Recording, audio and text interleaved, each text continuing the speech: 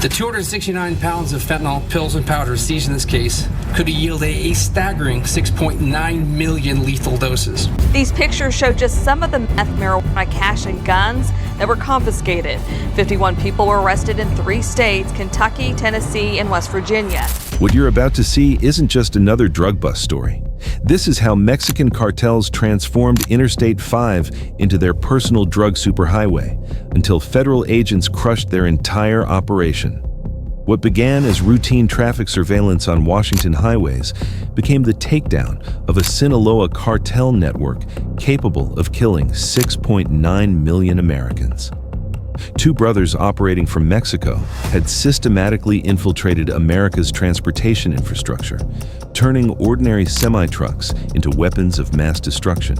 These vehicles hauled enough fentanyl to eliminate entire cities while blending invisibly into normal highway traffic. The DEA's investigation revealed something terrifying. Cartels aren't just crossing our borders anymore.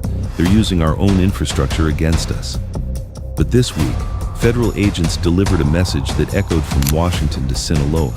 By the end of this video, you'll see exactly how investigators dismantled an operation so sophisticated it could have been America's deadliest nightmare, and what this victory means for communities everywhere.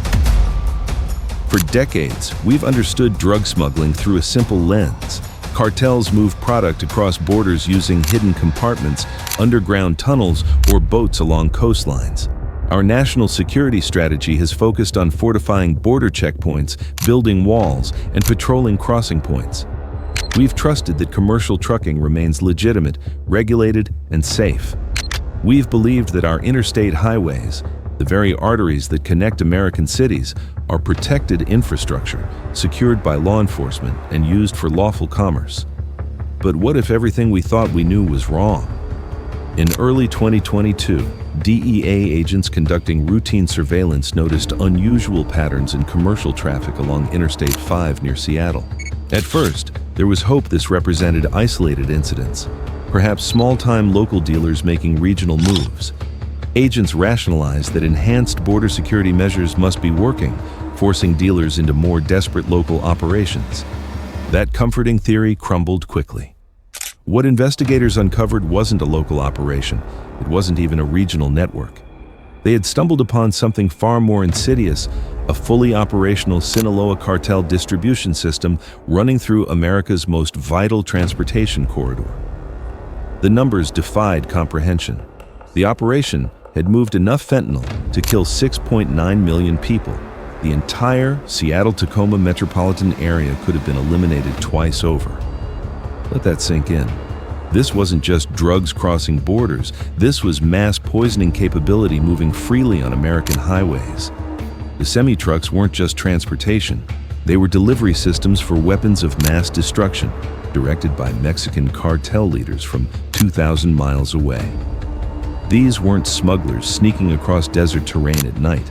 These were professional drivers in commercial vehicles, using America's own roads, following America's own traffic laws, while carrying enough poison to devastate entire states. This wasn't drug smuggling. This was the systematic weaponization of American infrastructure by foreign criminal empires.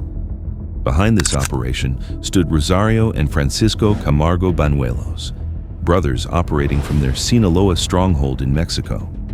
They hadn't just established a supply route, they had engineered a sophisticated supply chain that moved product from Mexico through California and up the I-5 corridor into Washington state. Their operational expertise was undeniable.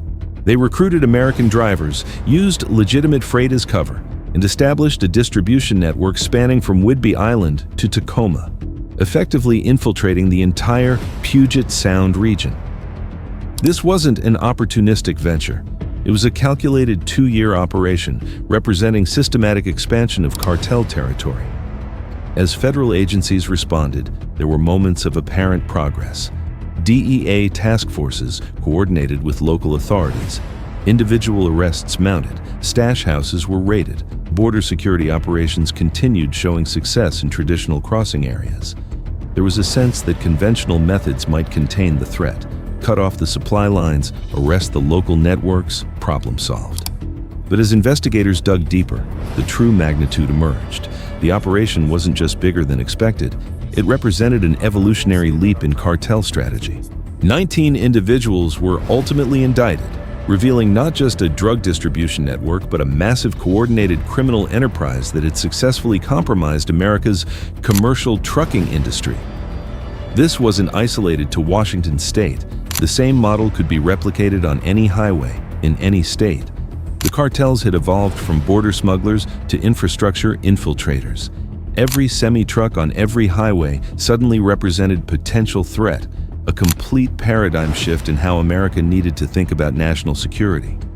The Sinaloa cartel hadn't just crossed our border, they had colonized our highways.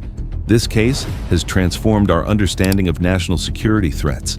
American infrastructure, once presumed secure from foreign exploitation, now represents a vulnerability requiring new protective measures.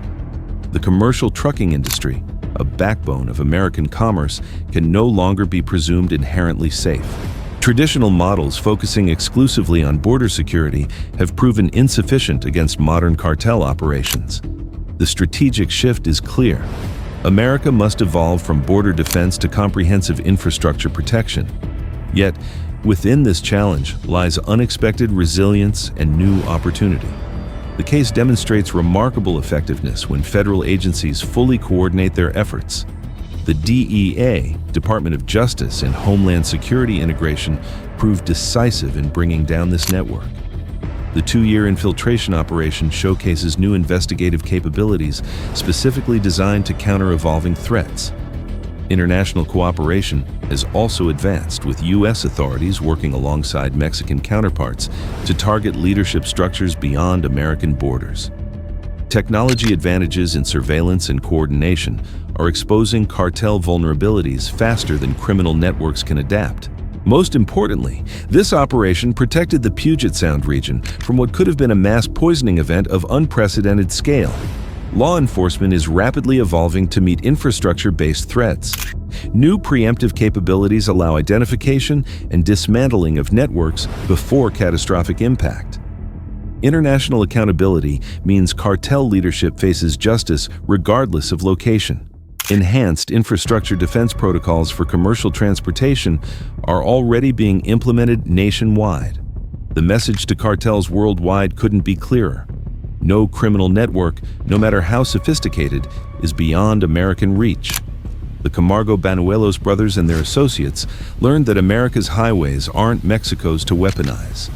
Every cartel watching this takedown just received the same message.